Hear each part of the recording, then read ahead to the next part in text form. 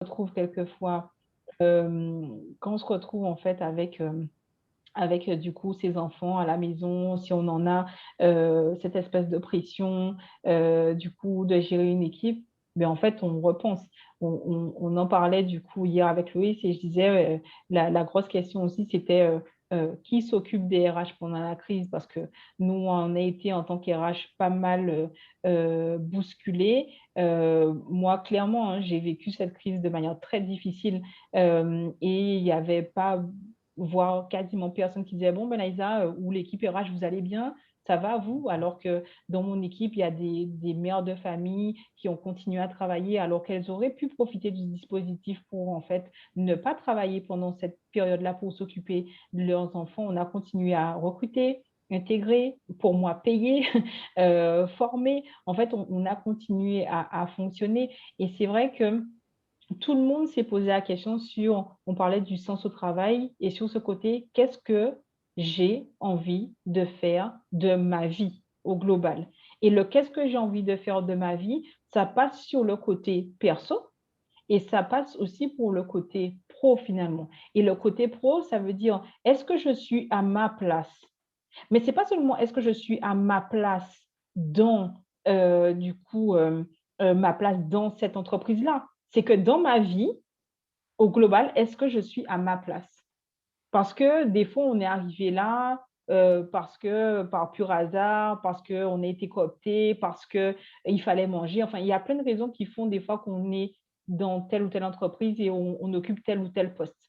Mais en effet, cette crise a permis à certaines personnes de prendre le temps. Avant, on ne prenait pas le temps. Donc, on a pris le temps de pouvoir se dire: «Ah tiens, il y a un webinaire sur un métier qui nous plaît, quelqu'un qu'on suit, qu'on ne connaissait pas, sur un métier qui est vraiment différent du nôtre, hein, mais on se dit: «Ah tiens, je vais prendre le temps», puisqu'en fait, on ne peut pas dire qu'on fait autre chose, puisqu'on est tous bloqués chez nous.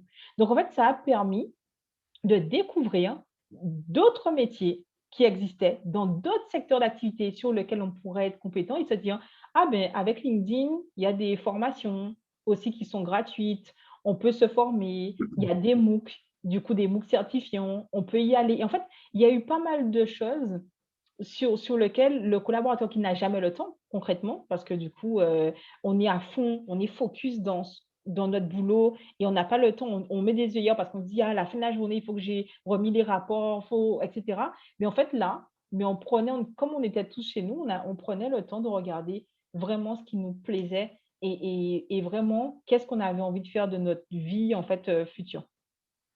Oui. Il y a Marine Papin dans le chat qui nous dit, qu'elle rebondit sur ce que tu disais, hein. Cette première phrase d'ailleurs qui était très impactante, Laïsa. Et elle, Marine, ça l'a fait réagir. Elle nous dit que selon elle, cette crise qui précède probablement une crise écologique majeure devrait permettre à chacun d'être acteur de sa propre transition. Il y a deux choses qui me font réagir à mon tour sur la réaction de Marine. C'est le terme crise, en fait. J'ai l'impression que et dans nos échanges, c'est ce qui est ressenti hier. Le RH est un peu le sauveur de la crise et de toutes les crises en vérité. Euh, Ouais, je veux bien un peu votre avis sur ça et puis on se pose un peu la question sur les process également qui ont été mis en place pendant la crise et qui perdurent encore aujourd'hui et comment tu as pu réussir justement à les cristalliser de façon à pouvoir les réutiliser jusqu'à aujourd'hui. Et puis Loïs, on attend également tes lumières sur la partie un peu formation et employabilité, voir un peu comment, puis on va lentement glisser, je le dis pour tout le monde, on va lentement glisser vers cette partie également numérique qu'on va aborder en seconde partie. D'accord. Du coup, tu as dit beaucoup de choses, du coup, je me suis perdue. Et du coup, c'était surtout pour vous laisser. En fait, j'essaie vraiment de vous laisser. On a que 2 heures. Il y a beaucoup d'attentes. Même s'il n'y a pas beaucoup de questions dans le chat, il y a beaucoup d'attentes. Donc, l'idée, c'est, voilà, je vous laisse vraiment libre d'intervenir sur les Oui, sujets du coup, j'ai retrouvé la question. J'ai retrouvé la question pour deux sur heures hier, je crois. Donc, j'ai voilà, beaucoup retrouvé la de. question sur on met tout oui, les RH sont les boucs émissaires. De toute manière, on a toujours le mauvais rôle, ça c'est sûr. C'est le côté, en fait, où on oublie que les RH sont aussi des personnes. Ça, c'est clair et net. Je ne suis pas Liza Marie, je suis RH. Je suis la RH Je représente la RH. Et en fait, on est, du coup, on est dans l'empathie, on est du coup un peu psy, on est un peu tout, et notamment, c'est encore plus amplifié par rapport à la crise et on en parlait, Mathieu, par rapport à un article que j'avais vu sur LinkedIn auquel on avait parlé. C'est le côté où tout a été décuplé dans cette crise. Mm. En termes de communication, certaines entreprises, certains managers ont voulu communiquer un certain nombre de choses. C'est pas du tout passé avec les équipes. Moi, je me retrouve toujours en fait à être, à compter les points entre les managers et les équipes et beaucoup de fois, en fait, pour raconter une petite anecdote, c'est que en fait, au mois de février, j'ai eu une laryngite. J'ai eu une laryngite qui est passée jusqu'à fin mars, je crois, voire début avril. Parce que, mais en fait, à ce moment-là, c'était un peu compliqué dans certaines de mes équipes. Tout ça à cause d'un problème de com. Et il me fallait appeler tous les membres de chaque équipe, d'une équipe. Donc, à peu près moins de 10 personnes, mais pour entendre le point de vue de chacun, pour comprendre l'interprétation de chacun vis-à-vis de quelque chose qui s'est passé, pour comprendre. En fait, je passais ma journée à ça. J'ai plusieurs équipes. Hein. Je gère un périmètre de 300 collaborateurs. Je fais les payes de plus de 469 personnes et je manage 2 personnes du coup. Donc, en fait, on se répartit. Ce n'est pas 100-100, mais j'ai deux de mes chargés RH qui gèrent aussi un périmètre. Mais leur périmètre, c'est un peu le mien, même si j'en ai un peu en direct, mais j'ai l'œil un peu sur tout le périmètre de 300 collaborateurs. Et c'est vrai que quand on est confronté à ce genre de problème, on se dit des fois, c'est ça le souci, mais c'est juste un souci de communication. On gère pas les conflits comme on a pu gérer au niveau RH les conflits. On gère les problèmes de communication et je ne pourrais pas dire la susceptibilité, je dirais la sensibilité qui est liée à la crise en fait. Parce que chacun, chacune vit des choses différemment, vit la crise différemment et la crise a démultiplié la manière dont on a d'accepter ou non une remarque d'un manager, d'un collègue, etc. Et après, pour terminer, je vais te laisser continuer, Loïs. C'est que quelqu'un me disait récemment, mais tu vois, Laïsa, les limites un peu du télétravail, avant, on pouvait se croiser, on pouvait se dire bonjour, on pouvait dire, bon, voilà, on va prendre un café, un thé ensemble. Et en fait, quelqu'un me dit, ben, tu vois, Laïsa, maintenant, on s'appelle que lorsqu'on a besoin de l'autre. On appelle quand on a besoin de quelque chose.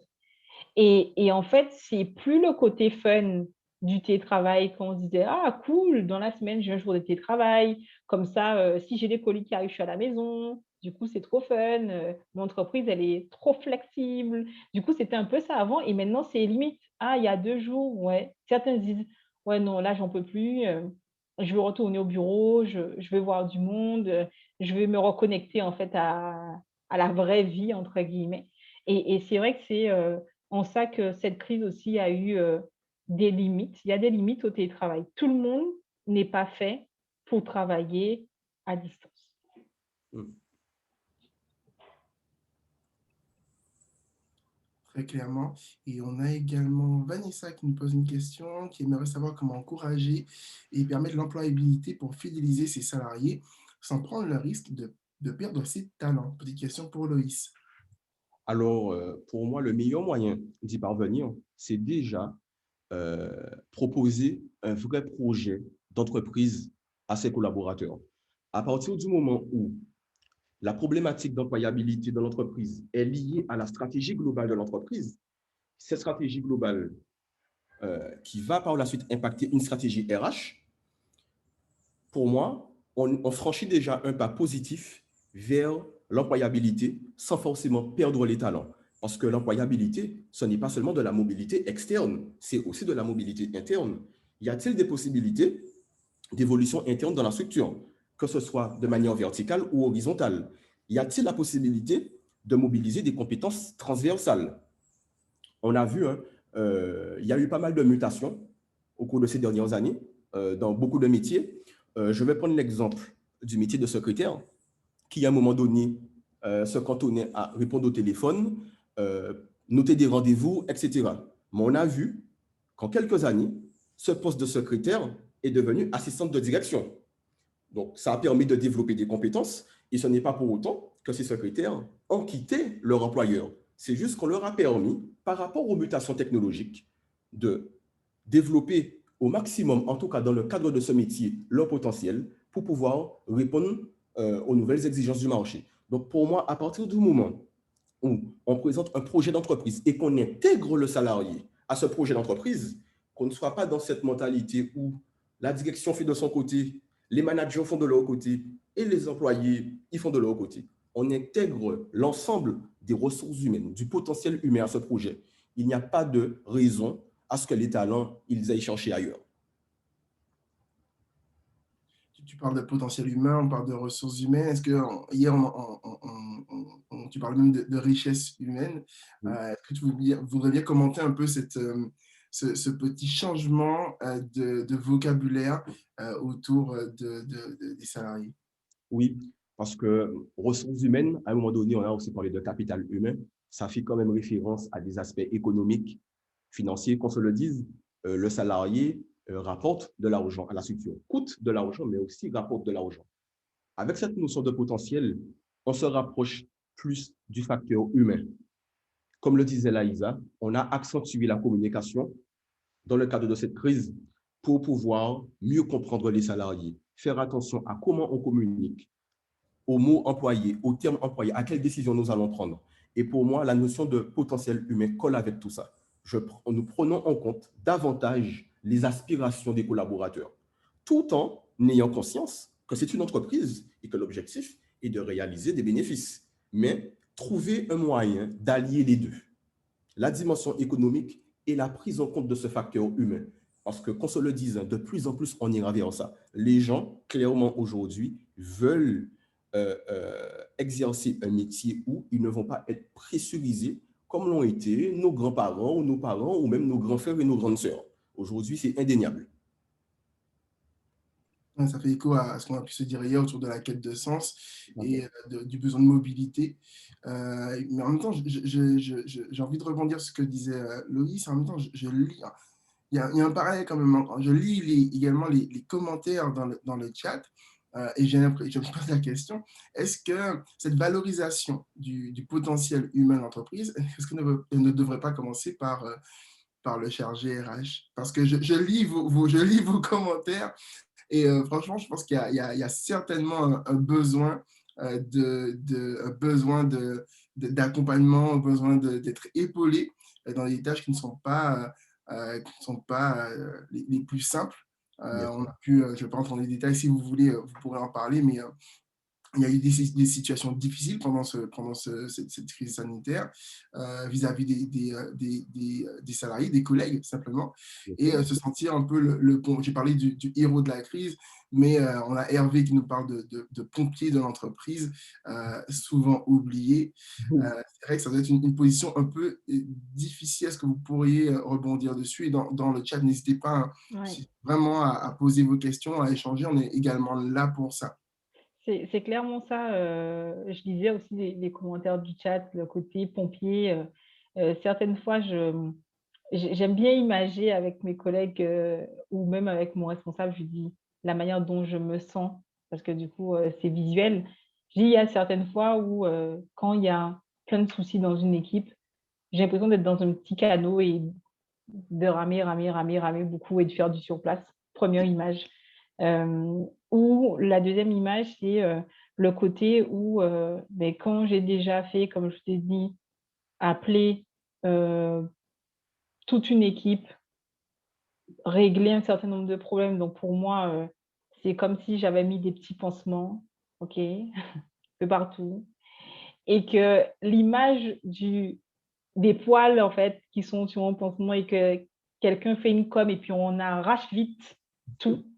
J'ai l'impression que je suis vraiment au bout de ma vie et je me suis dit: «Mais j'ai pris mon temps de mettre mes petits pansements, de coller tout doucement sans faire mal pour essayer de trouver des solutions». Donc oui, des fois on est pompier, on est psychologue, on est pas mal de choses.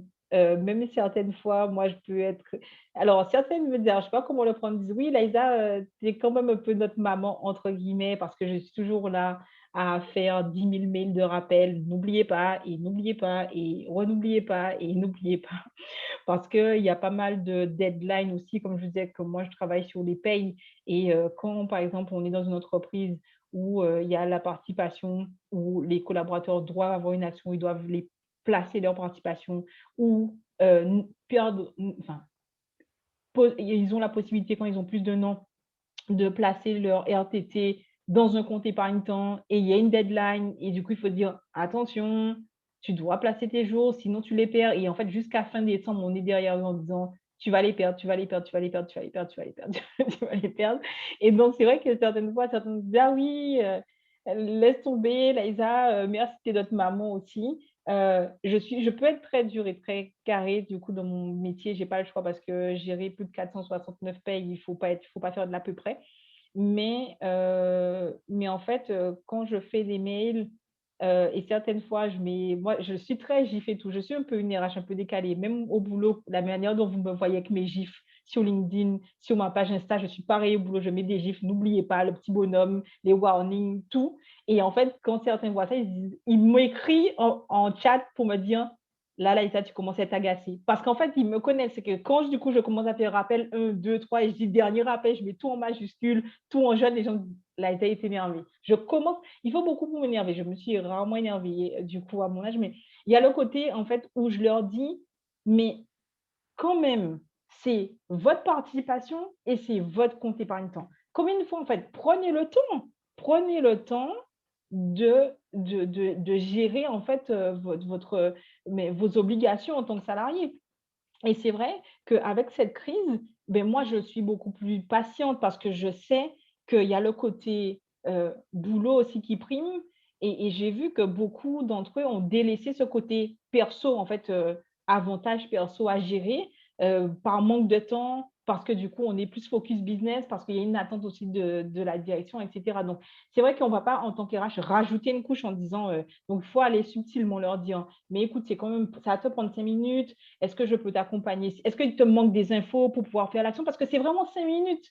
Donc, si tu veux que je te rappelle pour t'expliquer le concept, je vais te réexpliquer. Mais donc, c'est vrai qu'il faut, oui, comme il faut prendre, Sophie, il faut les prendre par la main, regarder à droite, à gauche. Tu peux traverser comme les enfants. C'est vraiment comme les enfants. Sauf qu'au bout d'un moment, quand on a plus de 469 personnes à tenir par la main, certaines fois, on peut être épuisé, il est vrai, mais notre boulot aussi, oui, c'est le côté RH comme tu disais Mathieu. Est-ce que du coup, c'est pas les RH qui doivent faire quelque chose? Oui, on est là en fait pour, du coup accompagner, pour coacher et le côté business partner a pris encore plus son sens dans cette crise sanitaire où en fait, on n'est pas juste là comme les anciennes RH à faire du disciplinaire, du contentieux, du recrutement. Le côté business partner, c'est on analyse et on donne des solutions en fonction de la situation actuelle de l'entreprise. Donc, tout ce qui se passe dans l'entreprise, nous, en tant qu'RH, on doit être au courant pour être orienté encore plus solution. Donc, le côté partenaire, accompagnement, coaching et tout, oui, mais après, je reviens encore de se dire, nous aussi, en tant qu'RH, on a besoin de ce sas de décompression finalement. Parce qu'en fait, nous, on nous demande beaucoup, oui, il faut appeler les équipes, il faut prendre les équipes, il faut les appeler, faut. OK.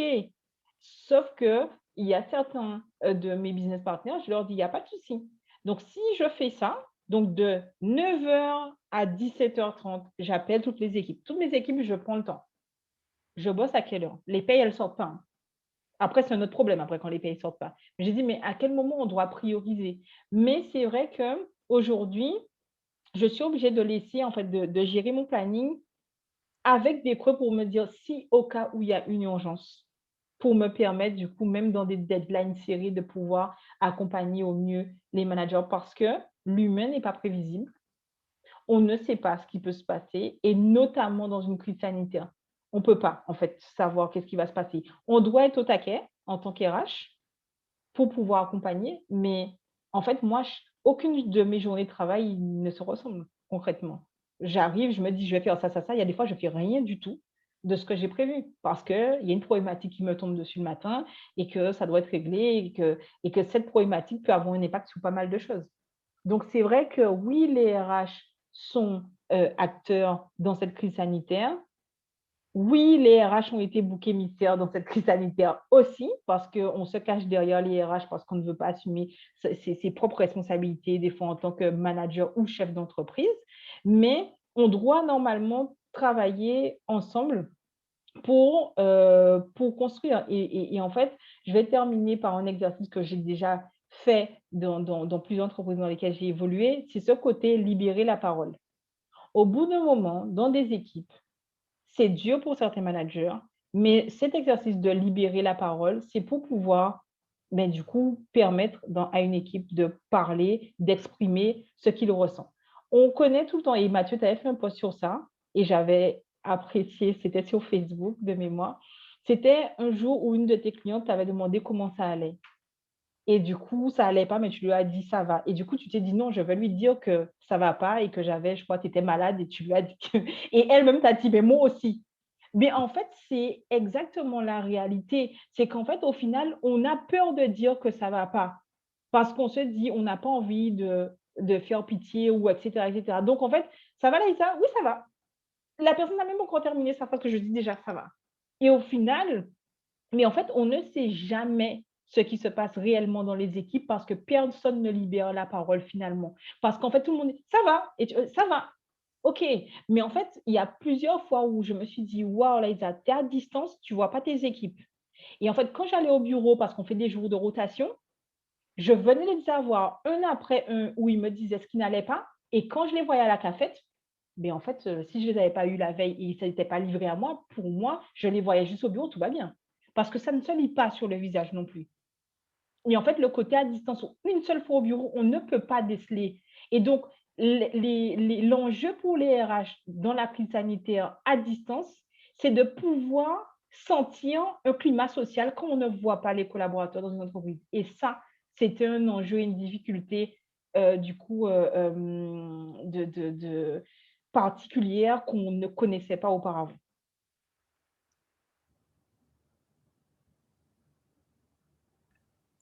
Tant de réactions dans le chat, ça fait vraiment écho. Je suis en train de toutes les lire et c'est vrai que voilà, pour différentes raisons, ça fait écho. On a des, alors je vous laisse découvrir en même temps, ce qu'il y a vraiment des. Et je vous remercie également de partager avec nous hein, votre ressenti, votre avis, mais également votre expérience. Hein, notamment, on a eu un chef d'établissement, d'ailleurs, qui félicite cette jeunesse en action, et notamment Laïsa. Et bien sûr, on a d'autres témoignages qui corroborent ce que tu disais, Laïsa.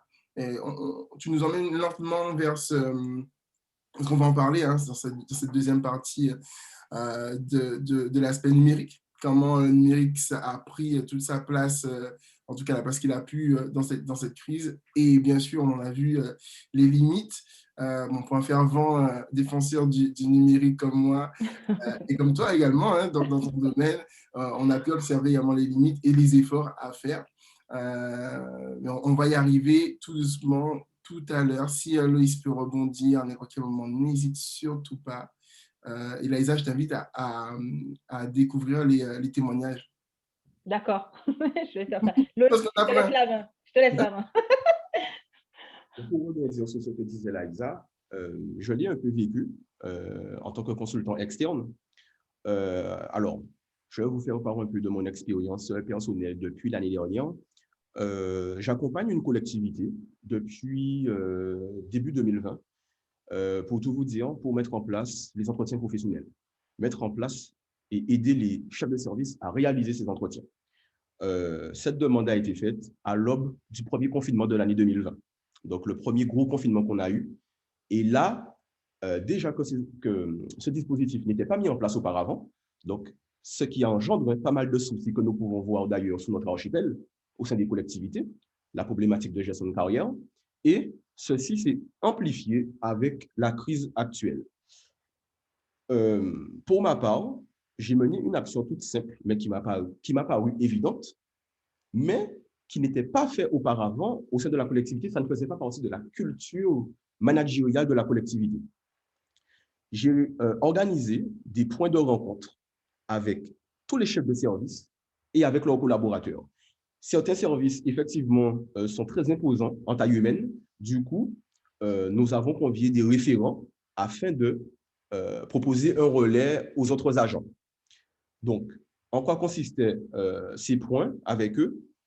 Prendre le pouls, prendre leur ressenti à l'aube de cette crise qui arrive, ce confinement, et tout en gardant en tête la mise en place de ces entretiens, parce que clairement, hein, je leur ai fait comprendre que j'aurais besoin d'eux pour la mise en place de ce dispositif, qu'ils sont vraiment, ils seront mes alliés.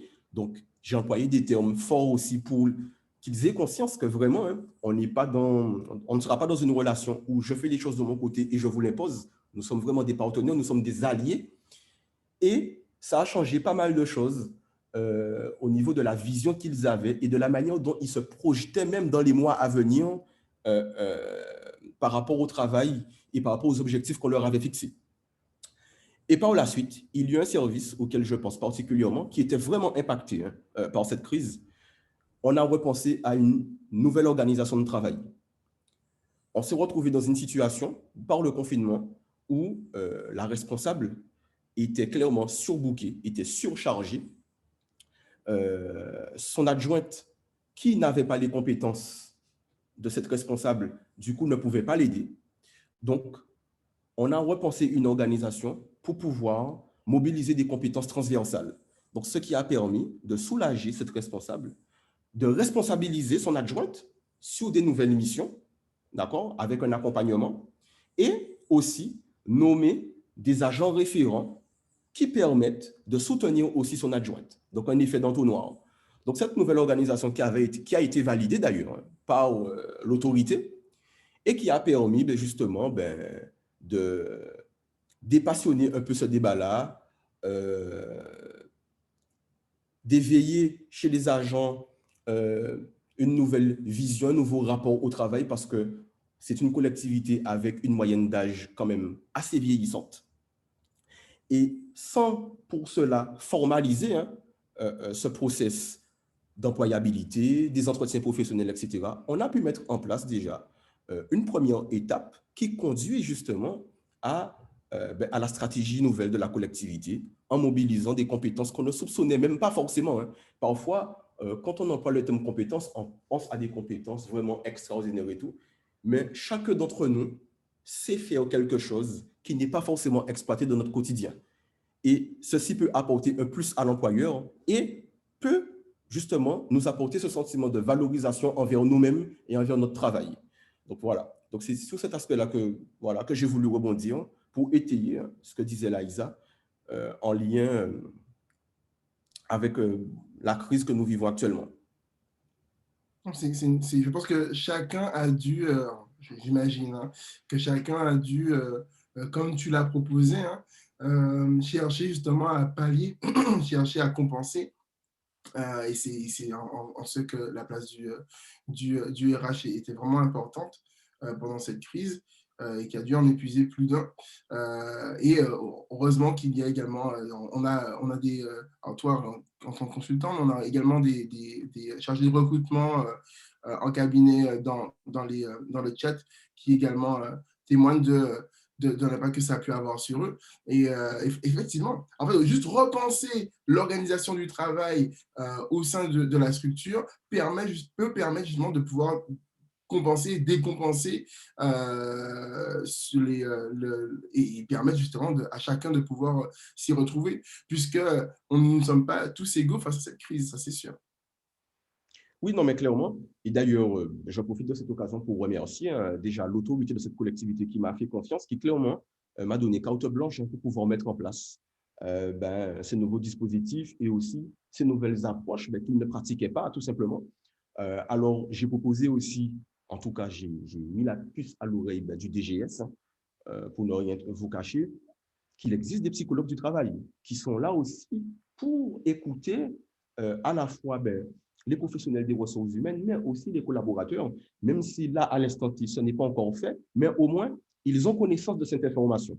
Et c'est en ce sens où, oui, la communication, vraiment parler à cœur ouvert et vulgariser aussi, hein, sans forcément rentrer dans les explications scientifiques, techniques de notre profession, mais en vulgarisant le discours avec ces gens-là, on se rend compte que oui, à un moment donné, ben, ils ont conscience qu'il est possible de mettre des choses en place et ils sont plutôt ouverts.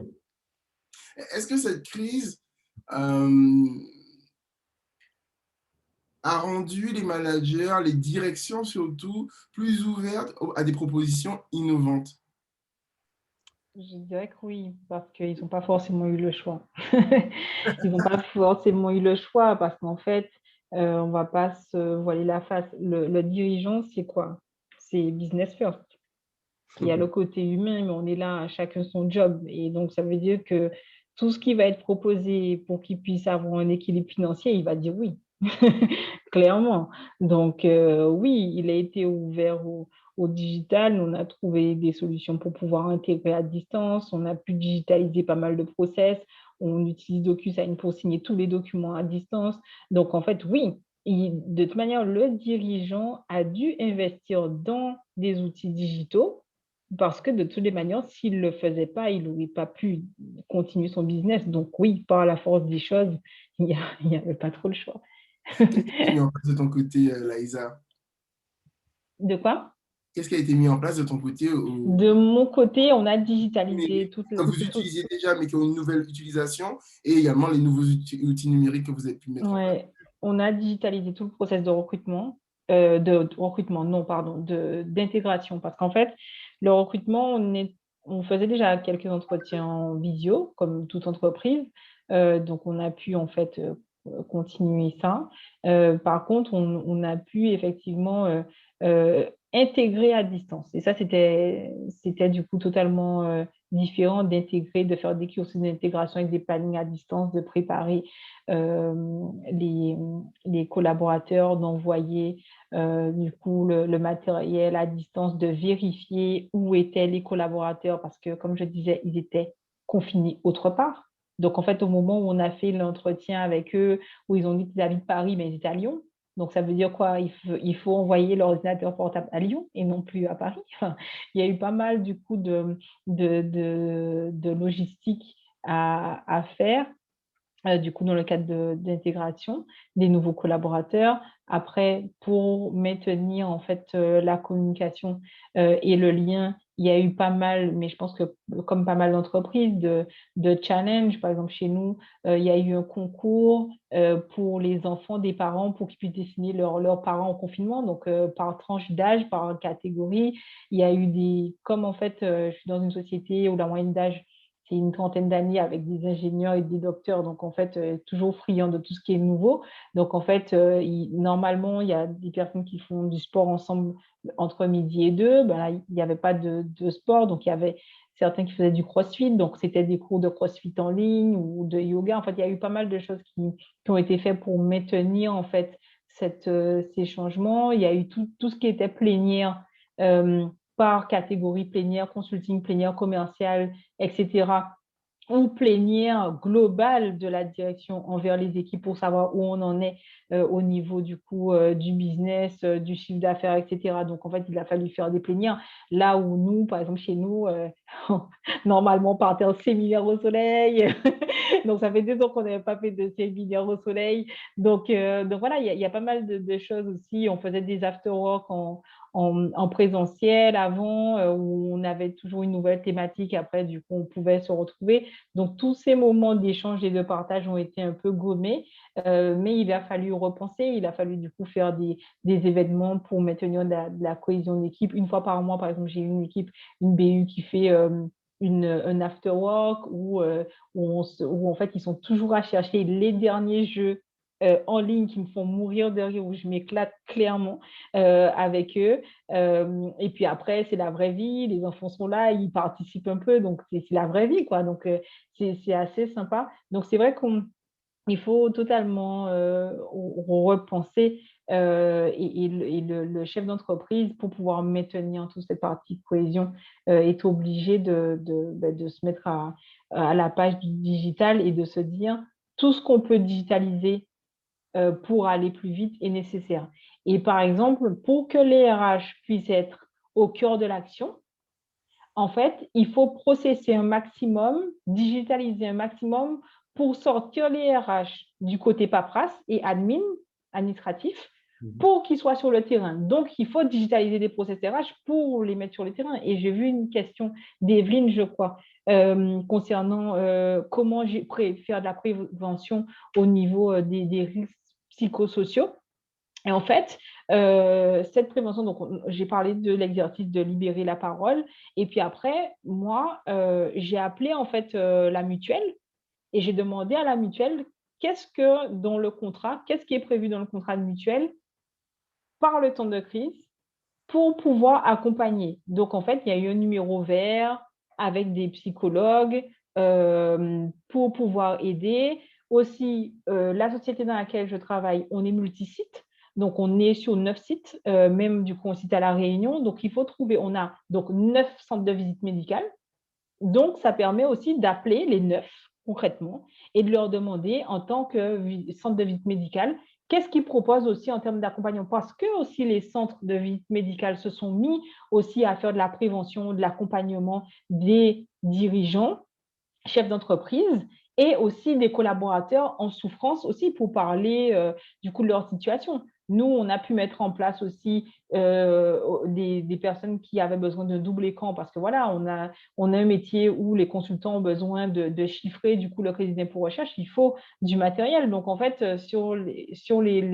la période où la crise est arrivée au mois de mars, le crédit d'impôt recherche, c'est comme pour les impôts. Donc on approche du mois de mai, il faut terminer. Donc il faut chiffrer pour les clients. Et donc, chiffrer sur un petit laptop, un petit ordinateur portable, ce n'est pas possible. Donc, en fait, il a fallu livrer des doubles écrans un peu partout. Et donc, nous, on a dû louer des écrans, les emmener chez du coup, les collaborateurs qui n'étaient pas équipés, etc. Donc, ben, en fait, beaucoup d'entreprises ont dû faire face à tout ça pour justement prévenir des risques aussi psychosociaux pour quand du coup on n'a pas le matériel nécessaire, on n'a pas les outils nécessaires, on n'a pas l'endroit nécessaire aussi pour pouvoir travailler au mieux et dans des meilleures conditions. Donc, en fait, il faut regarder tout ce qui peut aider, enfin, centre de visite médicale, la mutuelle, regardez qu'est-ce qu'il y a dans votre contrat de mutuelle pour savoir comment se faire accompagner au mieux avec des numéros verts, etc. Alors, si je peux me permettre de rebondir sur ce que tu as dit, Laïsa, et pour répondre à Evelyne sur les actions à mettre en place pour prévenir les risques psychosociaux, la formation aussi est un levier intéressant pour cette problématique. Tout ce qui concerne la prévention des RPS, comme la gestion du stress, gestes et postures, etc. Il est aussi possible de penser à certaines actions de formation qui traitent de ces thématiques-là. Et ça permet aussi de créer un moment de cohésion et de convivialité avec les équipes.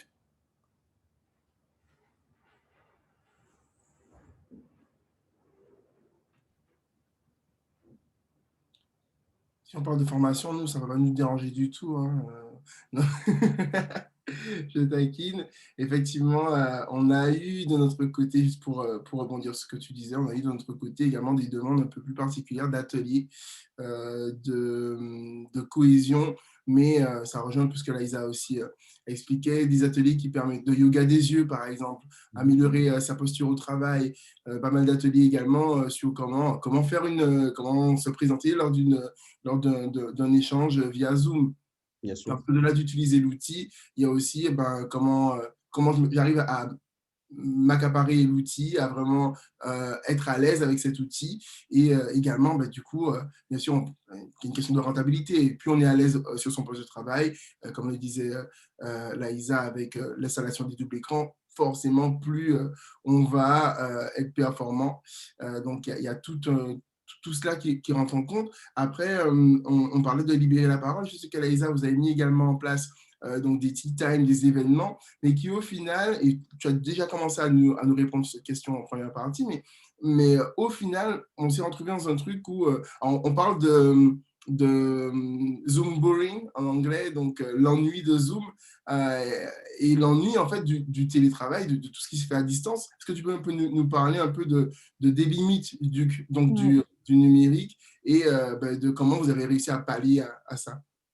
C'est vrai qu'au début, je pense que le côté tout beau, tout nouveau, enfin tout beau, tout nouveau, et le côté fun, on est tous en télétravail. Et je pense que le tous, je le mets en majuscule parce qu'en fait, on accepte quelque chose plus facilement quand on est tous concernés.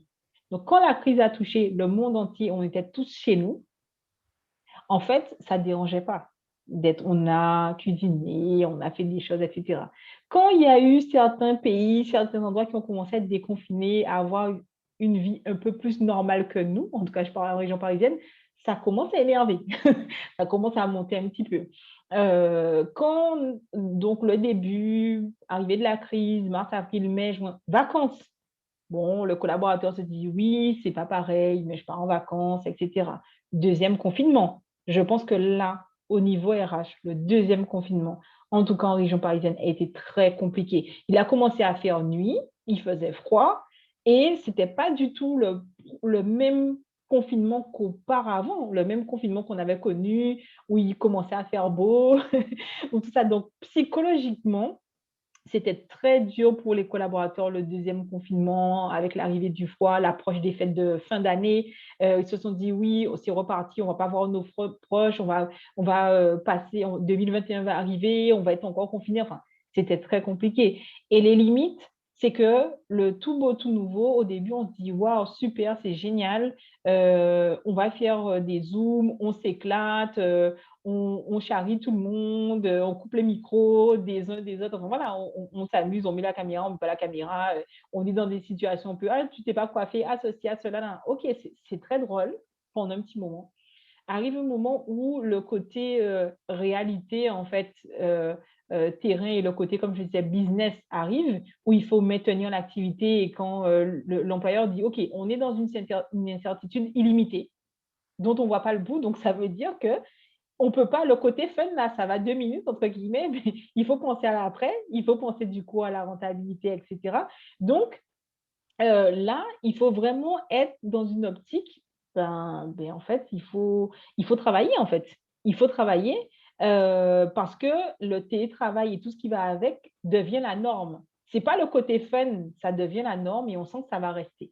Donc, là où, en fait, on faisait des Zooms, on faisait du télétravail, des Teams, etc., en fait, arrive un moment où les teams s'agacent, les questions qu'on pose, enfin qu'on nous pose, nous agacent. Enfin, je sais pas, le côté certaines fois où les collaborateurs ont l'impression que c'est du flicage. Tu t'es pas connecté, je voulais te parler à telle heure, tu t'es pas connecté, etc., etc.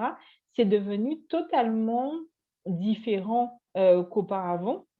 Et certaines personnes étaient connectées, mais pendant qu'elles étaient connectées, elles n'avaient tellement pas le temps, elles étaient plus focus sur l'amusement, mais elles bossaient en même temps. Donc, certaines équipes sont passées à je me connecte au tea time, je me connecte à tout ça, et elles étaient comme ça. Donc, on sentait qu'en fait, elles mettaient leur caméra, mais elles faisaient autre chose, elles avaient la tête sur le double écran, etc.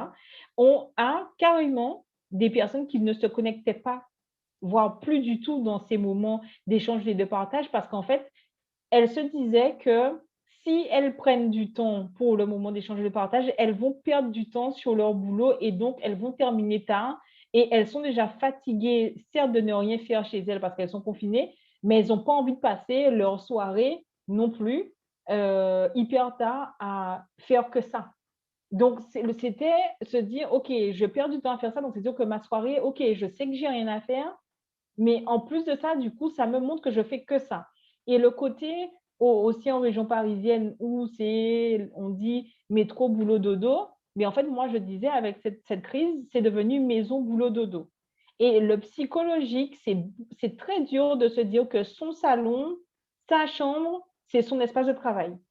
Et en fait, il n'y a plus de moments, notre maison, notre chez nous, notre cocon, n'est plus du tout du coup, l'endroit où on se pose, où on peut se détendre. En fait, notre table où on déjeune, c'est notre table où on fait du coup notre boulot, c'est notre table où on fait tout. Et en fait, tout nous agace chez nous. Et en fait, pour rebondir sur ce que Loïc disait, ça a fait un afflux de mobilité aussi, parce qu'en fait, des gens ont voulu carrément changer d'appartement, changer d'endroit, parce qu'en fait, le côté bosser chez eux comme ça, mais en fait, ça leur faisait penser qu'il n'y avait plus de frontières, il n'y avait plus d'équilibre vie pro, vie perso. Il n'y avait plus de séparation entre la vie, du coup, qu'on pouvait avoir au travail. On se dit toujours, mais quand on quitte le boulot, on ne parle plus du boulot, c'est terminé. Mais en fait, c'est chez nous. On en parle tout le temps. Et en fait, tout tourne autour de ça.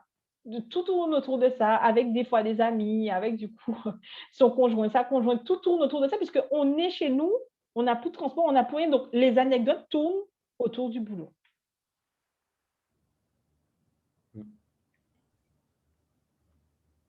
Ça a peut-être poussé à de nouvelles vocations, comme on a pu l'évoquer, mais ça a dû pousser également à des besoins de mobilité. Je sais qu'il y a un fort taux de turnover dans les métiers dans lesquels tu évolues, Laïsa. Est-ce que ça a eu un effet catalyseur ou est-ce qu'au contraire, ça a limité les départs? Ça a limité les départs. Donc, en termes de turnover, dans le métier du conseil, c'est du coup, c'est le secteur d'activité où il y a beaucoup de turnover. Ça a limité parce qu'en fait, c'est des métiers, par exemple, sur les consultants, c'est des métiers cadres. Donc, en fait, on est sur du 4 plus 3, 4 mois de période d'essai plus 3 mois renouvelables. Donc, ça veut dire que c'est beau d'avoir un CDI, ok, très bien, mais en temps de crise, changer pour l'inconnu dans une nouvelle société où, comme on le sait, un employeur peut mettre fin à une période d'essai sans raison particulière. Donc, qui, dans une période de crise, va aller se mettre en risque avec du coup un loyer à payer parce que le bailleur ou le crédit n'attend pas, hein, ce n'est pas la crise pour les banques, ce n'est pas la crise pour tout ça. Donc, ça veut dire qu'on doit continuer tout ça. Et en fait, il y a beaucoup de personnes n'ont pas, en fait, ne se sont pas dit, je vais quitter mon boulot pour aller ailleurs, je vais postuler ailleurs. Déjà, il y avait un certain moment, comme on disait, l'employabilité était un peu gelée au tout début de la crise. Mais donc, les gens, ce n'était pas à ce moment-là qu'ils disaient, je vais quitter. Je vais du coup changer. Changer pour faire quoi? Pour aller où? Certes, on revient au début. Certaines personnes se sont posées des questions sur leur sens, etc. Donc, on commençait à construire, écrire un projet professionnel sur lequel ils vont du coup avancer plus tard, mais pas tout de suite. C'est-à-dire qu'ils ont écrit leur projet, ils ont travaillé dessus, ils se sont investis sur eux-mêmes dans des formations, etc. Mais ce n'était pas pour le tout de suite, c'était pour l'après-crise ou quand ils allaient avoir une meilleure visibilité sur l'après. Donc, c'est vrai que le taux de turnover a baissé, etc. pour ça. Et le côté il y a une forte demande de mobilité géographique, une forte demande de full remote. Du coup, full remote, donc full télétravail, télétravail à 100%. Il y a eu pas mal de demandes comme ça parce que certains ont fait une overdose de leur petit appartement en plein Paris. Certains collaborateurs aussi hein, peuvent avoir des problèmes de santé, etc., etc. Donc, besoin de se mettre au vert pour certains. Et donc, c'est vrai que il y a eu un afflux, clairement, de demandes de mobilité ou de full remote, ouais. Il y a Léa qui rebondit et qui me dit que moi, je l'ai fait RC en janvier, la rupture conventionnelle. Conventionnel. Alors, on en a parlé, on a beaucoup parlé hier également. On a parlé également de la rupture conventionnelle. Ça me permet aussi de revenir sur ce que disait Loïs aussi précédemment. Est-ce qu'on peut, dans cette crise, réussir à accompagner convenablement son employé vers la sortie? Est-ce qu'on peut réussir à l'aider, malgré ce contexte, à aller à s'émanciper? Parce que forcément, ça a dû créer un certain nombre de frustrations. Et on l'a dit également, puisque forcément, tu en es venu, Laïsa, à gérer également des situations de crise, mais pendant cette crise, tu en es venu à gérer de la frustration et de l'irritabilité. Donc, est-ce que dans cette crise, on a réussi à faire ça? On a réussi à faire ça puisque Loïs va rebondir tout à l'heure aussi dessus. Je t'introduis. On a cette obligation d'entretien professionnel.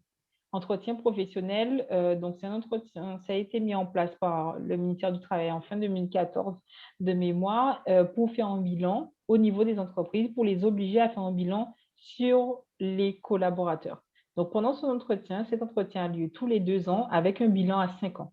Le bilan à 5 ans, on permet du coup de voir si l'entreprise a respecté son obligation. Son obligation, ça veut dire quoi? Ça veut dire que on regarde si le collaborateur a pu bénéficier d'une augmentation salariale, d'une mobilité, qu'elle soit du coup verticale ou transversale, que le collaborateur a bénéficié de formations particulières, tout ça pour son développement. Parce que beaucoup d'entreprises, les salariés pouvaient rester 5 ans, 10 ans, aucune formation, aucune évolution, qu'elle soit salariale ou non. Donc, il y a cette obligation depuis 2014. Donc, en fait, le bilan à 5 ans arrivait mars 2020. Mars 2020, crise Covid. Donc, on se dit, c'est pas là, on va demander aux entreprises de faire le bilan à 5 ans de l'entretien professionnel en pleine crise sanitaire. Donc, en fait, on se dit, OK, on doit repousser du coup la deadline. Donc, ça a été repoussé en décembre de 2020 parce que si on se dit, bon, d'ici décembre, la Covid aura passé, on va passer à autre chose.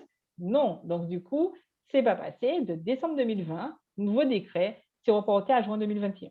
Donc, on est en plein dedans et Louise en parlait tout à l'heure. Et c'est vrai que quand on continue à faire ces entretiens professionnels, mais en fait, ce bilan, on continue à en faire. Moi, j'en fais depuis que je suis arrivée, puisque tous les 2 ans, ça arrive vite. Il y a bien des personnes qui ont 2 ans, 5 ans d'entreprise. Et c'est dans ces entretiens-là, certaines fois, qu'on peut voir ce que tu disais, la frustration de certains collaborateurs. On commence à voir certains qui se posent des questions, certains qui sont lassés de leur métier, ou certains, ou d'autres on n'a pas aussi, c'est pas que noir, hein, certaines personnes dont on n'avait pas vu tel ou tel potentiel ou telle envie d'aller sur d'autres métiers, qui ont développé d'autres compétences, etc. Donc, entretien très, très, du coup, très, comment dire ça, intéressant. Donc, l'entretien professionnel, l'idée, ce n'est pas d'aller faire un topo au manager en disant j'ai eu telle personne de ton équipe m'a dit ça sur toi, il m'a dit ça sur lui, c'est pas ça. L'entretien professionnel, la manière dont je l'aborde, c'est que je dis aux collaborateurs que ce qui se dit pour l'entretien reste entre nous. Donc, si c'est dit, c'est au niveau de mon équipe RH, oui, mais en fait, je ne vais pas aller du coup raconter du coup au N+1, 2 ou à la direction de ce qui se passe. Après, pendant cet entretien-là, on parle du coup de l'équilibre vie pro, vie perso, depuis, donc si c'est le premier entretien de 2 ans, on fait le bilan de l'arrivée du collaborateur aux 2 ans en fait. Donc, on parle des difficultés qu'il a pu avoir pendant ces 2 ans, est-ce son équilibre vie pro, vie perso respecté, est-ce qu'il a eu des formations depuis les 2 ans, etc., etc. Une évolution, une augmentation, etc. Et donc, on parle aussi de son évolution, de ce projet d'évolution professionnelle. Et arrive à cette question-là, il y a une question qui dit: «Est-ce que tu es toujours motivé?» Et je leur dis, que les choses soient claires, comme ça reste entre nous, je peux tout entendre. Et je peux vous dire que j'ai déjà tout entendu. C'est ma dernière campagne, en parlant comme c'est ma dernière campagne, j'en ai marre du conseil, j'en peux plus, du coup, tout ce que vous voulez, j'ai déjà tout entendu. Et je leur dis, je préfère que vous me disiez les choses, que comme je gère aussi les départs, et on va en parler, que je ne découvre pas la semaine prochaine que vous me donnez votre démission, alors qu'on a eu l'occasion d'en discuter ensemble. Alors, certaines fois, je ne suis pas, même si on m'a dit oui, la fée, tout ça, je ne suis pas une fée, je ne suis pas des miracles. Donc, il y a quelques fois, j'arrive trop tard. Ça arrive, hein, ça arrive que lorsque je fais l'entretien pro, la personne est tellement épuisée qu'elle me dit, Laïsa, je comprends tout ça, mais moi, j'ai pris ma décision et voilà, j'ai déjà en parlé à mon manager et je termine ou je me donne 1 an. Enfin, il y a des choses qui sont déjà on ne peut pas rattraper. Mais il y a d'autres situations où, bien souvent, c'est problème de communication, bien souvent, donc on peut rattraper. Donc ça veut dire que, je leur donne 2 solutions. Je leur dis: «La première solution, c'est que j'entends et moi, mon boulot, c'est pas de dire: "Ah ouais, check, j'ai fait l'entretien professionnel, ma liste est complète et puis je suis trop fière de moi, mon obligation légale est respectée, donc c'est tant mieux." Non. Ce que je leur dis, c'est que soit je vous donne des tips pour aller parler à votre manager ou à la personne avec qui il y a un souci pour débloquer la situation et après je vais être sur votre dos jusqu'à savoir si vous l'avez fait ou pas, parce que sinon c'est pas marrant. Ou sinon, si vous n'y arrivez pas, je le fais moi-même. Je convoque, je dis au manager telle situation pour débloquer la situation. Depuis que je suis là, c'est toujours l'option 1 de je donne des tips, j'accompagne, je coach, j'accompagne et il se débrouille. Et je fais un suivi et ça se débloque. Parce que c'est des problèmes de com certaines fois. C'est juste des petits problèmes de com, d'interprétation et quand on en discute: «Ah oui, j'avais pas vu ça comme ça». Et puis du coup, ça se fait. Donc c'est vraiment, dans ce côté entretien professionnel, on peut accompagner vers la sortie parce que quand quelqu'un nous dit: «Ben, je suis épuisé, je trouve plus de sens dans ce que je fais, je ne sais pas comment faire» et cetera. Oui, il y a l'option effectivement, certaines fois, de la rupture conventionnelle, mais après la rupture conventionnelle, elle doit être validée par la direction, hein, qui doit dire si elle est OK ou pas. Parce qu'en fait, c'est certaines fois, le collaborateur, nous, il est performant, mais lui, il ne veut plus. Donc en fait, une rupture conventionnelle, c'est bien un accord amiable. Donc il faut que les 2 parties ne soient plus satisfaites de la collaboration et quelquefois, c'est juste, du coup, du perso. Enfin, la personne, elle veut partir parce qu'elle ne se sent plus, mais nous, en fait, elle continue à être performante. Donc il faut trouver, en fait, le comment accompagner vers la sortie et moi, je dis qu'une RH est bien, du coup, dans son poste et pour moi excelle quand elle s'est plus accompagnée sur la sortie que dans l'intégration. Parce que, c'est dans des situations comme ça où moi j'ai dû, à 29 ans, gérer un plan de sauvegarde de l'emploi, recevoir une centaine de personnes dans mon bureau pour leur dire que potentiellement elle n'allait pas avoir de boulot, alors que j'étais arrivée après elle, en étant moi-même concernée par le plan où j'allais plus avoir de boulot foncièrement. Donc il fallait que je me renseigne sur moi-même, comprendre ma situation potentielle, qui allait être peut-être dehors et prendre les infos pour leur dire qu'eux aussi. Donc, on allait être dehors tous les 2, on ne savait pas, mais potentiellement. Mais c'est vrai que quand on a tout ça, mais en fait, on se dit que il faut accompagner vers la sortie.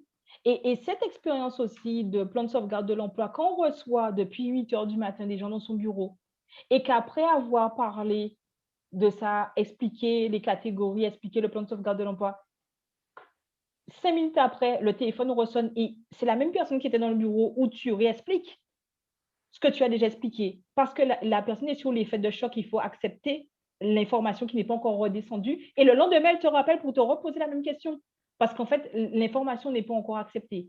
J'ai fini à fond pendant 3 jours parce que je ne voulais pas le faire.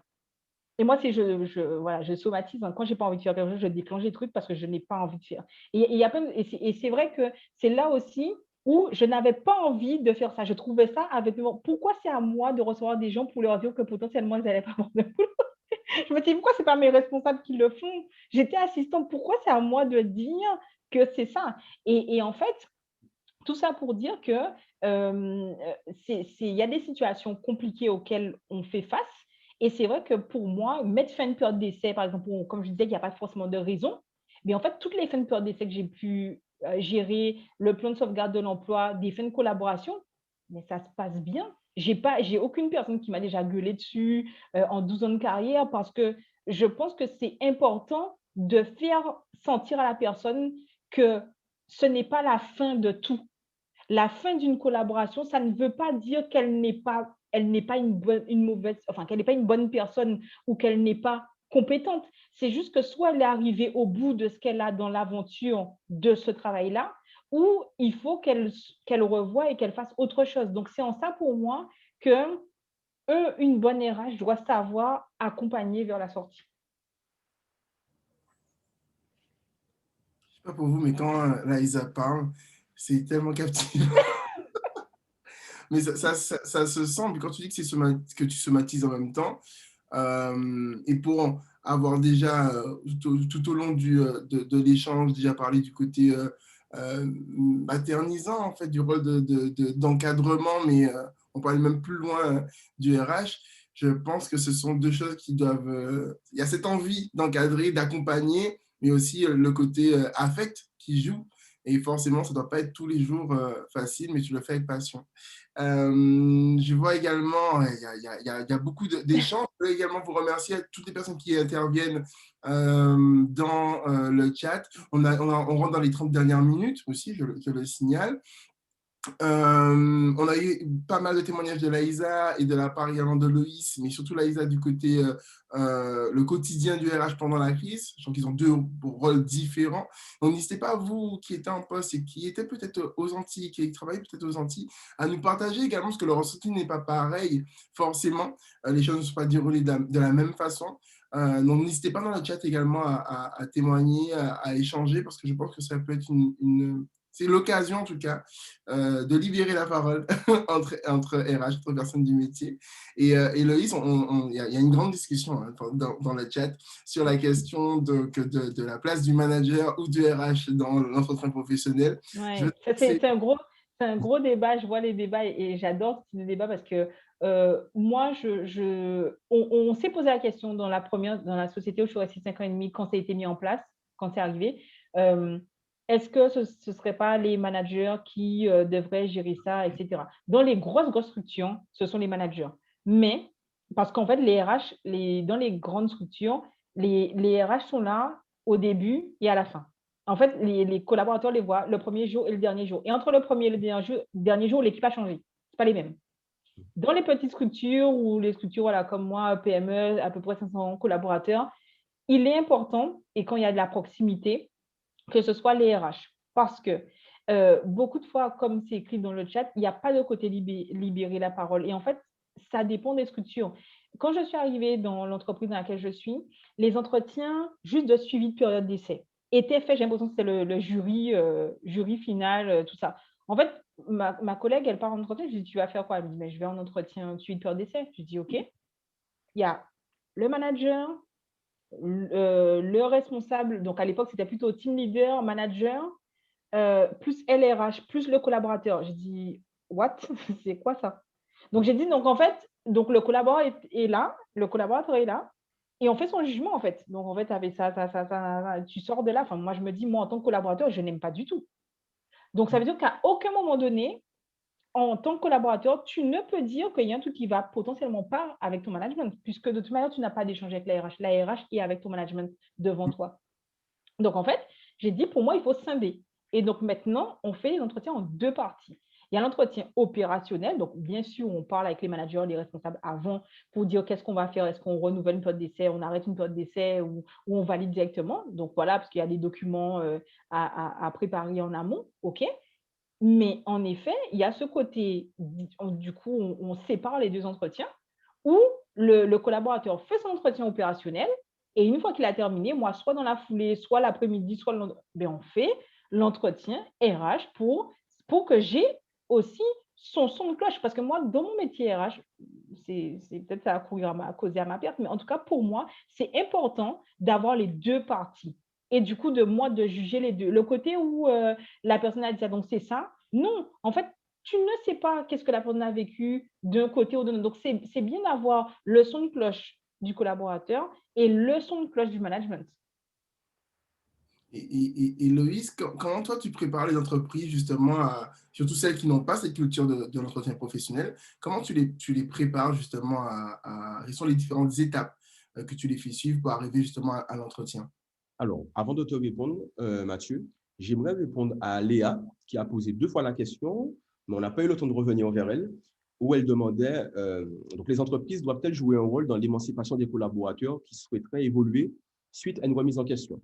Donc, lui répondre oui, clairement, elles ont un rôle à jouer. Pourquoi? Parce que ça permet de préserver la motivation et l'efficacité des collaborateurs et on contribue à la sécurisation du parcours professionnel des collaborateurs. Et justement, ça nous permet de rebondir sur les entretiens professionnels parce que les 2 sont liés. Comment entamer un parcours de sécurisation, un processus de sécurisation du parcours professionnel? La première étape est l'entretien professionnel. Par contre, comment mettre en place les entretiens professionnels? Donc, effectivement, pour répondre aux questions suivantes, c'est la direction des ressources humaines qui pense le processus, qui met en place le processus. Et encore, dans certaines grandes structures que j'ai connues, il y a un responsable formation qui, lui, va déployer le dispositif. Et c'est le manager qui fait passer les entretiens. Par contre, il est du rôle du DRH ou de la responsable formation d'accompagner, de former les managers quant à la posture à adopter pendant ces entretiens. Bien lui faire comprendre de faire la différence entre l'entretien professionnel et l'entretien annuel d'évaluation. J'insiste là-dessus parce que je l'ai vu, je l'ai vécu, des grandes structures qui mettaient en place, en tout cas qui réalisaient les 2 entretiens en même temps. Non, ce n'est pas pareil. L'entretien annuel d'évaluation, on évalue la performance professionnelle la productivité du collaborateur. L'entretien professionnel, on fait une rétrospective sur la projection du salarié dans l'entreprise, sur son parcours de formation, les formations qu'il ou elle a suivies, ses besoins en formation et qu'est-ce qu'on va mettre en place pour pouvoir satisfaire ces besoins, tout en concordant quand même avec les attentes de l'entreprise. Et il va en découler par la suite la politique de formation. D'accord? Donc, il y a toute une série d'étapes à franchir pour pouvoir aboutir à la réalisation concrète même de l'entretien. Par exemple, faire une rétrospective sur l'ensemble des fiches de poste. Est-ce que toutes nos fiches de poste sont à jour, par exemple? Est-ce que chacun sait, OK, qu'est-ce qu'on attend de moi? Et par rapport à mes missions, est-ce que c'est en lien avec ma qualification, ma formation actuelle? Est-ce qu'il y a une actualisation à opérer? Et quel type de formation que je vais devoir mettre en place par rapport peut-être à ces nouvelles missions? D'accord? Ensuite, préparer des tableaux d'analyse parce qu'il va en ressortir des choses de ces entretiens. Et on va devoir prendre des décisions à la suite de ces entretiens. Parce que les entretiens, oui, c'est une action obligatoire imposée par le Code du travail, mais derrière, c'est un outil de management RH très puissant qui permet de fidéliser aussi. À l'issue d'un entretien professionnel, on peut choisir de mettre en place une action de formation, comme il peut en sortir un besoin de faire un bilan de compétences. D'accord? Un bilan de compétences, oui, mais comment je le finance? Il y a des dispositifs qui permettent de le faire. Le CPF le permet, par exemple, etc., etc. En fait, l'entretien professionnel est un vrai outil, au-delà de la simple trame et de l'entretien en lui-même, qui permet de prendre de vraies décisions au sein de la direction RH et qui va impacter aussi la stratégie globale, mais qui permet aussi aux salariés, à la personne qui fait cet entretien, de se livrer et de faire part de ses aspirations. Et l'intérêt parfois de passer par un externe, comme moi je le fais, c'est que parfois, on est dans un contexte social qui est très compliqué. Je l'ai vécu dans un groupe assez connu de notre archipel. J'étais en face de personnes qui avaient 20 ans, 25 ans d'ancienneté. Mais dites-vous bien que ces gens n'avaient jamais fait une formation de leur vie, hormis les formations métiers, soit obligatoires ou soit liées à leur poste de travail. D'accord? Mais une formation pour inciter à un développement de compétences, je me suis retrouvé face à des personnes comme ça. Donc, dites-vous bien qu'un entretien avec le manager ou avec sa direction, dites-vous bien que le climat va être, enfin, l'entretien va être super tendu. Le salarié a emmagasiné de la frustration. Et je vous donne une petite anecdote. L'un des salariés m'a dit, franchement, dès le premier jour, alors qu'il ne m'a jamais vu de sa vie, il m'a dit, je ne t'aime pas. Parce qu'en fait, le gars, il a emmagasiné tellement de frustration, tellement de mal-être au travail par rapport à cette situation, que pour lui, je suis un envoyé de la direction. Et donc, il a fallu pour moi adopter une posture de pédagogie, lui expliquer qu'est-ce qu'il va gagner, lui, grâce à ce dispositif-là. Oui, effectivement, son employeur a l'obligation de le mettre en place, mais lui, il a quelque chose à gagner aussi. Et ça peut lui permettre de franchir un pas pour une nouvelle étape, pour donner peut-être un nouveau tournant à sa carrière.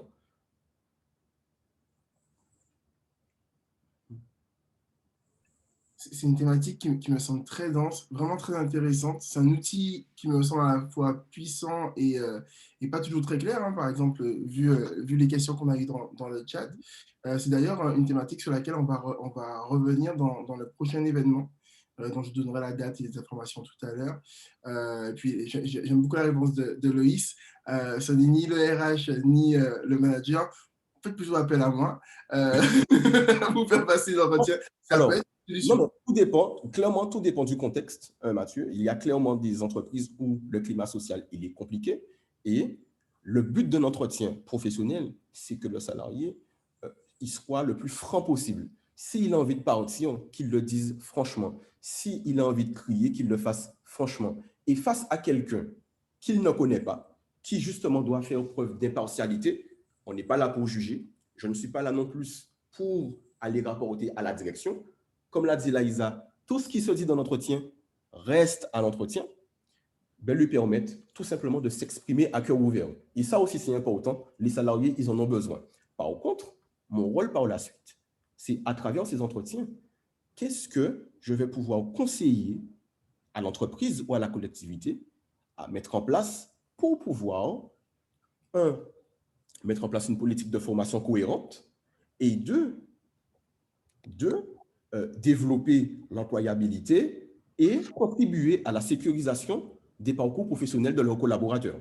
Ce qui est très important parce que, encore une fois, très souvent, on pense à l'aspect pécunier quand on veut fidéliser, quand on veut récompenser. Mais il faut savoir une chose, la formation est un outil de fidélisation et de reconnaissance très puissant. Voilà.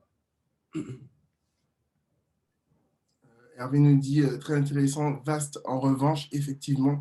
C'est pour ça que je pense qu'on doit vraiment consacrer une thématique en part entière. Hein. Le prochain événement ne sera pas uniquement sur cette thématique, mais on va y aller encore. Donc, n'hésitez pas, même par mail, à nous envoyer vos questions. Je vous mets le mail du Campus Digital juste ici. Si vous avez des questions sur les prochains événements, sur notre activité, mais également si vous voulez qu'on vous mette en relation avec Loïs, n'hésitez surtout pas à nous envoyer un mail de façon à ce qu'on puisse échanger, on en sera ravis. Je regarde un peu, oui, il va nous rester une bonne vingtaine de minutes, ça va nous permettre de rentrer un peu plus en détail du côté de l'AISA sur l'aspect numérique. On l'a abordé tout à l'heure. Je n'ai pas envie que tu en dévoiles trop non plus, parce que je sais que vous avez mis pas mal de choses en place de votre côté. Je sais qu'un outil, par exemple, que vous utilisez, DocuSign, donc je le dis, ça peut aider, c'est un outil qui permet justement de pouvoir signer à distance. Donc, pour ceux qui n'auraient pas encore d'outils, c'est l'outil qui est proposé par l'AISA. Quels sont les autres outils, quelles sont les autres méthodes que vous avez pu mettre en place pendant la crise sanitaire et qui durent encore aujourd'hui avec le télétravail? Mais après, comme je dirais, donc oui, il y a eu DocuSign et DocuSign, c'était au côté global parce qu'en fait, ça permet de signer des documents à distance, mais ça a été utilisé par toute l'entreprise parce qu'en fait, les contrats pour les commerciaux, etc. Donc, c'est pareil donc, au niveau RH. Après, on était déjà en mode digital auparavant, c'est-à-dire que on avait déjà tous les dossiers des collaborateurs de manière digitale où on utilise, nous, un SIRH qui s'appelle Lucas. Il y a différentes briques dans Lucas. Donc, il y a en fait toute la partie où on met ces informations lorsqu'on est recruté, ce qu'on appelle le onboarding. Donc, quand on fait du coup le onboarding, on envoie un lien au collaborateur et il peut remplir ses informations personnelles, mettre du coup sa pièce d'identité, son passeport ou sa carte de séjour, ou son document de sécurité sociale, son RIB, etc. Donc, en fait, quand on envoie ce lien-là au collaborateur, ça permet du coup de carrément en fait du coup préparer le contrat. Là où d'autres entreprises utilisent Workday, un peu plus complexe en termes d'outils RH, mais très performant, où Workday permet, même avec les informations personnelles des collaborateurs, de générer le contrat de travail. Donc, tous ces outils, du coup, ont été mis en place par certaines entreprises. Et j'ai vu qu'il y a pas mal aussi, on cherche des consultants sur Workday parce que c'est vraiment l'outil Workday qui permet à la fois d'être un outil pour onboarder, donc gérer l'onboarding, gérer du coup le contrat et après, comme du coup Lucas, Workday permet aussi de mettre des étapes. C'est-à-dire que quand on fait un onboarding, on donne des tâches à faire à chaque personne qui doit accueillir du coup le futur collaborateur. Donc, on dit au manager, mais ça, toi, tu dois préparer ça. Donc, on met des tâches, on attribue des tâches à chacun. Donc, ça a permis, je dirais qu'il y avait des outils qu'on avait déjà, mais qui n'étaient pas exploités à 100%.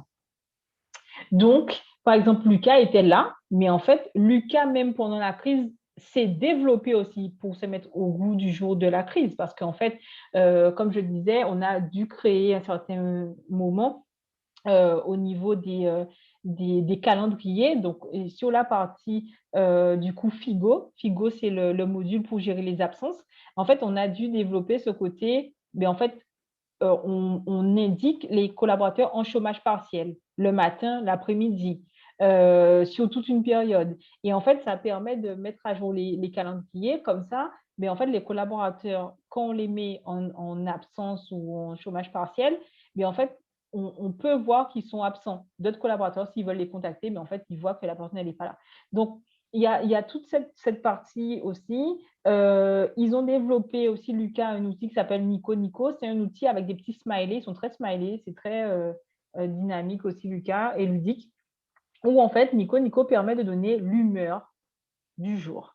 Donc en fait, ça permet en fait de regarder le salarié met son petit bonhomme vert, orange ou rouge. Et nous, en termes RH, ben, on regarde le climat social comme ça, si certains qui le font. Alors, ça ne dit pas tout, mais si on voit que le collaborateur il est en rouge ou il est du coup en orange plusieurs fois dans la semaine, mais ça permet du coup de l'appeler et de dire ben voilà, j'ai vu que tu as indiqué que tu étais comme ça, qu'est-ce qui se passe? Donc certains disent non, c'est juste que hier j'ai été contrarié par quelque chose. Mais bon, voilà, j'ai juste mis ça. Donc, mais ça permet de rentrer en contact finalement quand on voit ce type de choses. Donc, il y a pas mal de choses qui existaient déjà, qui n'étaient pas exploitées, je pense, au niveau de pas mal d'entreprises. Par manque de temps, etc. Nous, on était déjà, donc dans Lucas Paga, c'est pour dématérialiser les fiches de paye. Donc, on était déjà dans un système de dématérialisation des fiches de paye. Donc, voilà, c'était nouveau. Après, j'ai fait beaucoup de teasing pour que tout le monde puisse passer à la carte ticket restaurant là où on était sur du papier. Parce que voilà, donc aujourd'hui, on va dire qu'on est plutôt, on est, je pense que c'est moitié-moitié carte ticket restaurant et papier de l'autre côté. Et ça permet, en fait, on amène, il y a des choses sur lesquelles on peut encore, on n'impose pas, parce que certains préfèrent les tickets, etc. Mais ça permet du coup de faire là où on était peut-être à un tiers, de passer à moitié-moitié aujourd'hui, des personnes en carte et des personnes, par exemple, en ticket, où on a pu, avant, on disait oui, il faut attendre la validation d'un poste d'essai ou un non, je sais plus, pour avoir la carte.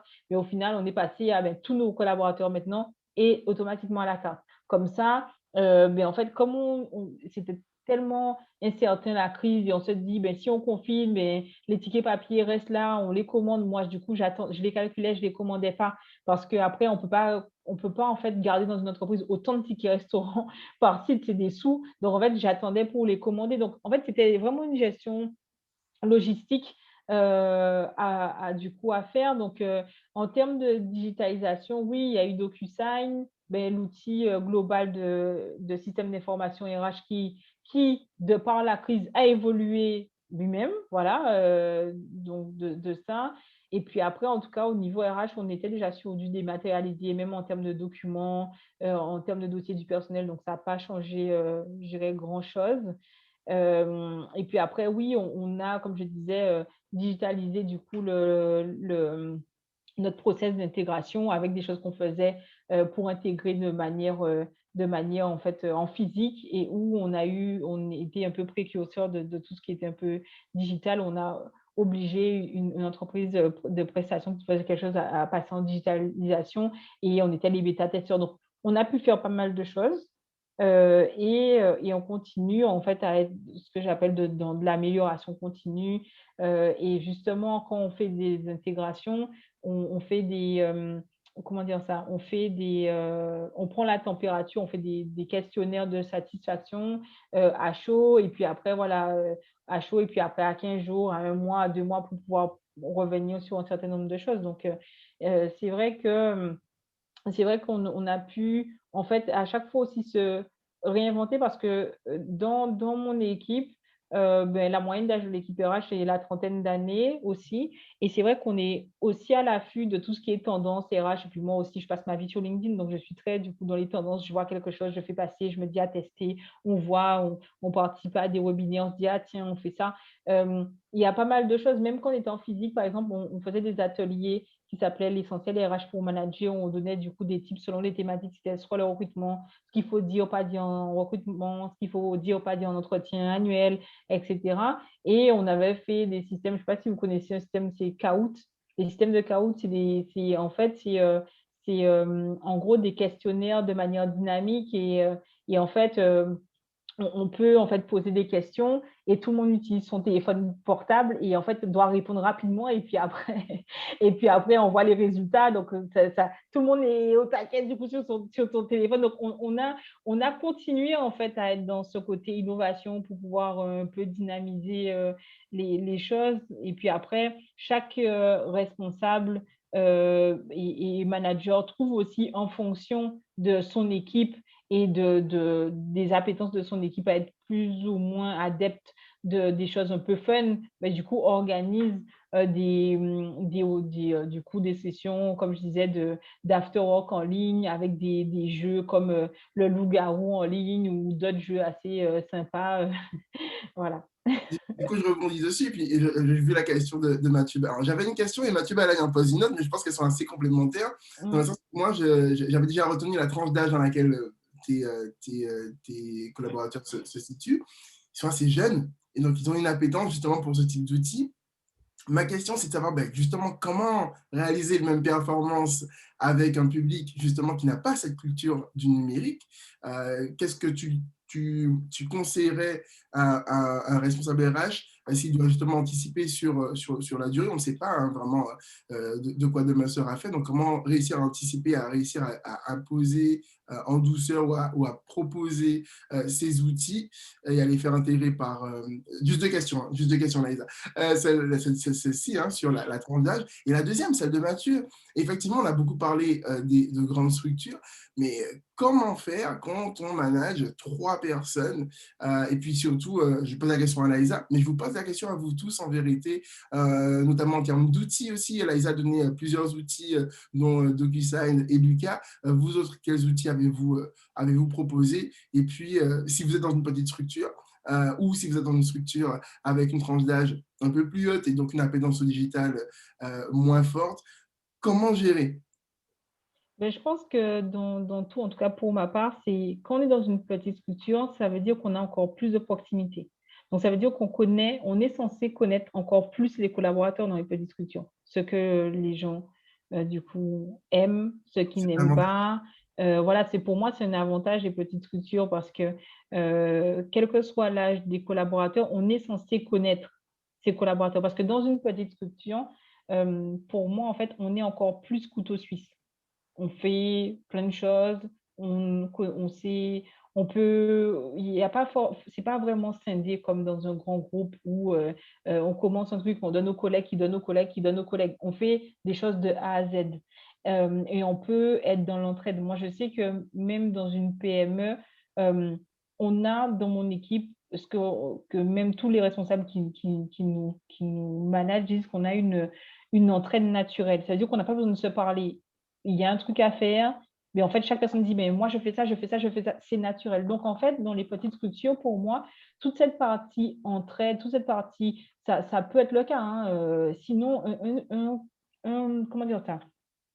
Un patron, un chef d'entreprise dans une petite structure va choisir ses collaborateurs parce qu'en fait, il sait de quoi il a besoin normalement en termes de compétences et si il a une petite structure, il ne peut pas se tromper entre guillemets en choisissant quelqu'un qui va soit avoir un impact négatif s'ils sont 3 sur les 2 autres, etc. Donc, c'est-à-dire que s'il a pris le temps de recruter, si la personne fait partie du coup de son équipe, il y a plus un climat de confiance et justement de transparence dans les petites équipes, là où dans les grandes structures, ça peut se perdre. Donc, je dirais que pour moi, c'est encore mieux de se dire, ben, dans une petite structure, de dire, OK, toi, je sais que voilà, le digital, je sais que tu n'es pas, mais t'inquiète pas, on va t'accompagner. Guide-moi, prends ton téléphone, filme en même temps, on fait une vidéo sur WhatsApp, parce qu'en fait, finalement, on n'a pas besoin de grands outils. Tout le monde a WhatsApp ou Telegram ou quoi, OK. Ça veut dire qu'on dit, mais OK, attends, filme-moi ton écran. Ah ben oui, là, du coup, tu dois cliquer, tu dois retirer. Donc, on peut prendre le temps quand on a moins de personnes à gérer. Donc, ça veut dire qu'on peut être plus, comment dire ça, plus dans l'accompagnement, plus dans l'entraide, plus dans l'écoute, en disant, quand on est dans une petite structure, quelqu'un est malade, quelqu'un a un problème familial, on sait pourquoi. Tout le monde sait qu'est-ce qui s'est passé, pourquoi la personne elle est moins performante aujourd'hui, et on va l'accepter en disant, t'inquiète pas, je vais t'aider, je vais faire ça, parce qu'il y a le côté où on sait que dans une petite structure, tout le monde contribue au chiffre d'affaires. Ce n'est pas que dans les autres sociétés, ça ne se voit pas, mais dans les petites, plus que dans les grandes. Parce qu'on sait, on voit là où ce que chacun apporte comme compétence dans une petite structure. Là où des fois, c'est un peu noyé dans une grande. Dans une grande, je suis désolée, hein, ceux qui ne bossent pas, on ne les voit pas. Hein. Ceux qui procrastinent, on ne les voit pas du tout. Ceux qui sont là et puis l'écran est allumé, ils bougent leur souris et puis, oh, ben, je m'en vais. C'est noyé, par la performance du reste de l'équipe. Dans une petite structure, on ne peut pas cacher. Donc, ça veut dire que comme on ne peut pas cacher, on est obligé justement de prendre encore plus soin en tant que patron de ses collaborateurs, quel que soit l'âge qu'ils ont. On sera plus dans l'accompagnement, je vais t'aider, ou quelqu'un va te dire, je vais t'aider, je t'appelle tout à l'heure, etc. Moi, je trouve que c'est beaucoup plus simple dans une petite structure de faire du sur-mesure en fonction de chaque collaborateur dans son équipe. Je pense que la réponse était complète. Mathieu, si tu as besoin de précision, n'hésite surtout pas. Il y a Alizé qui nous soumet une thématique pour la prochaine fois.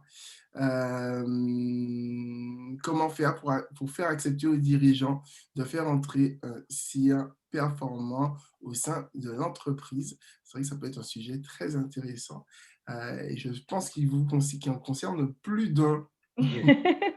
C'est ça. Alors, il nous reste 5 petites minutes. Moi, ce que je vous propose, c'est déjà de vous mettre le lien donc, du prochain événement.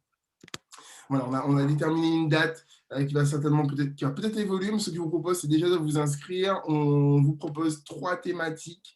N'hésitez pas, il faut savoir qu'au Campus Digital, nous sommes adeptes de la flexibilité. Donc, n'hésitez pas par mail à nous soumettre des thématiques. Celle d'Alizé ne restera pas vaine. Je pense qu'on l'utilisera certainement pour une 3e édition. L'idée, en fait, pour nous, c'est de créer ces événements de façon je vais réutiliser les thématiques, hein, libérer la parole, vraiment échanger avec les RH, mais leur permettre également d'échanger entre eux, d'échanger des compétences, d'échanger des outils. Pour bien comprendre, donc, le Campus Digital, c'est un jeune centre de formation qui a une ADN qui est tournée vers l'innovation, hein, puisque nos formations sont tournées principalement vers la formation, vers le marketing et vers l'entrepreneuriat. Aujourd'hui, nous répondons également à des demandes plus précises de la part de responsables de formation, mais également avec Loïs, nous remontons un peu la chaîne pour les accompagner sur les échanges avec leurs employés de façon à bien comprendre les besoins en termes de formation, mieux cerner les besoins en termes de formation. Et nous, grâce justement au fait qu'on soit un centre de formation 100% digitalisé, donc à distance, nous avons cherché les formateurs et nous mettons en place, donc nous avons une équipe pédagogique qui nous permet de mettre en place des formations spécifiques en fonction des besoins qui sont identifiés. Et l'idée de ces événements, c'est avec Laïsa aussi de pouvoir échanger avec passion de l'ensemble du secteur RH, des besoins, mais également du vécu, des outils, puisque l'idée, c'est vraiment de créer, de bien comprendre d'une part vos besoins, mais en même temps de pouvoir vous apporter bien plus que de la formation, bien plus que du consulting, parce que nous sommes vraiment focus sur les territoires ultramarins, notamment Guadeloupe et Martinique, et des événements comme celui-ci, il n'y en a pas pléthore, des espaces d'échange entre RH, il n'y en a pas pléthore, donc l'idée c'est vraiment lors d'une petite pause déjeuner, de pouvoir la passer ensemble. En plus, Laïsa est sur le même fuseau horaire, donc on en profite. Alors, cet événement, les 3 thématiques ont été identifiées. Donc, ce sera le 10 juin, donc à 11h30. Donc, c'est un jeudi. Donc, déjà, dites-nous, n'hésitez pas à nous dire si l'horaire vous convient, si le jour vous convient également. On a choisi le jeudi en se disant que c'était peut-être un jour plus propice. On a gardé ce créneau 11h30, 13h30. Et puis, les 3 thématiques, donc le RH au centre de la crise, anticiper pour mieux souffler. Donc, ça, c'est la première thématique. La deuxième, l'entretien professionnel comme outil d'apaisement du climat social. Donc, ça, c'est la deuxième thématique. Et la troisième, la quête de sens et impact de la tendance du retour au pays. Dites-moi si ceci, ça vous intéresse. Le but, c'est ça, en fait. Le but, c'est que ces thématiques soient pertinentes pour vous, qu'elles aient vraiment une plus-value. Si vous me dites non, on préfère parler... On change. Sinon, on s'adapte, on change, on est flex. On change, il n'y a pas de souci. L'idée, c'est que ce soit fait de façon professionnelle, que ce soit propre. Vous avez vu, on a des déterminants de qualité. Grand merci à Loïs et Laïsa Merci Merci à toi, beaucoup. Mathieu. Merci à toi, Mathieu. Merci à toi aussi. Et, Alors, n'hésitez pas, hein, si vous voulez également aller faire un tour du côté du site du campus digital pour découvrir notre offre de formation. Et n'hésitez pas à nous contacter via l'adresse mail qui a été mise, que je vais remettre juste ici. Mais en tout cas, je vous remercie grandement. Je n'ai pas envie de prendre plus de temps. On reste vraiment sur la pause déj. On essaie d'être dessus. Merci beaucoup encore aux intervenants. Merci à merci tous. à Merci du coup à tout le monde, tous toi. les participants. On est resté une trentaine pendant 2 heures, donc c'est bon, on ne vous a pas Ouais, sommé. vraiment, nous on s'est dit on sera 10 quand on a lancé l'événement et de voir qu'en fait que non seulement vous avez répondu présent, mais en plus il y a eu des interactions, il y a eu pas mal de réactions, de questions posées et puis on avait des dirigeants d'associations, on avait également des étudiants, on avait des RH, voilà, c'était vraiment multiple. Donc voilà, j'espère vous voir jeudi 10 juin, toujours sur Zoom, et vous pouvez déjà vous inscrire grâce au lien que j'ai lancé. De toute façon, vous allez recevoir un mail avec la vidéo enregistrée de cet événement et également un petit mail récapitulatif des grandes lignes de ce qu'on a pu voir aujourd'hui. Voilà. Ça a été les intervenants? Génial. Un vrai plaisir. Un vrai plaisir. Génial. Et si je peux me permettre, Mathieu, insister sur le fait que le campus digital est un centre de formation qui propose un contenu 100% certifiant. Ah oui. C'est important de préciser. Donc, possibilité d'utiliser son CPF pour investir sur soi et Exactement. donc, du coup, permettre de développer de nouvelles compétences.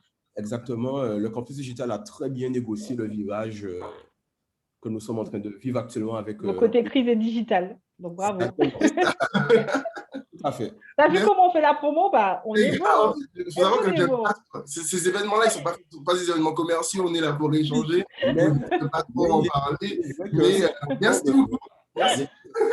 Nous avons un acteur local qui permet justement de profiter de ces offres de formation certifiantes. Donc voilà, il est important de le mentionner. C'est une bonne continuation d'ailleurs au campus digital. Merci beaucoup, Loïs. On vous dit à jeudi 10 juin.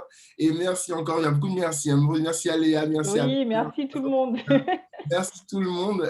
Une bonne journée et puis à très bientôt. À très bientôt. À très bientôt. Merci à tous.